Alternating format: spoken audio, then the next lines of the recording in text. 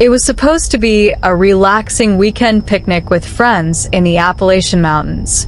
Emma and her 3 closest friends drove out to a remote clearing deep in the forest, surrounded by towering pines and the crisp mountain air. The sun was setting, casting long shadows that danced between the trees. After setting up the picnic blanket and unpacking the food, the group began to share stories and laugh. But as darkness crept in, a strange silence fell over the woods. The usual sounds of birds and insects suddenly stopped, replaced by a heavy stillness that felt unnatural. Emma noticed a faint glow flickering between the trees on the opposite side of the clearing. Curious, she walked closer with her friends to investigate, but as they approached, the light vanished.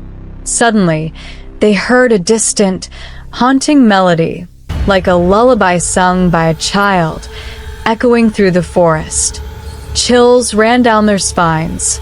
Then one of her friends pointed out footprints, large, human-shaped but far too big to be any of them, pressed deeply into the soft earth, heading towards the picnic site.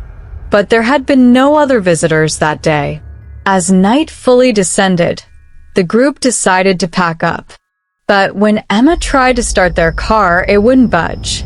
The engine sputtered and died. The eerie lullaby grew louder, now accompanied by whispers carried on the cold wind.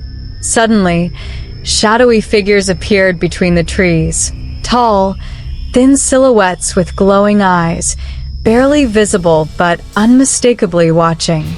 Panic set in. They grabbed what they could and ran toward the hiking trail, hoping to reach the ranger's station before the unknown beings could follow. Branches scratched at their faces, the whispers turned into guttural growls, and something cold brushed past Emma's arm, like icy fingers trying to pull her back. Heart pounding, she pushed forward, urging her friends to keep running.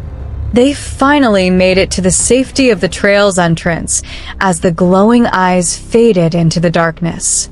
Shaken but alive, they never spoke of that night again, but the mountain never stopped calling to them with that eerie lullaby.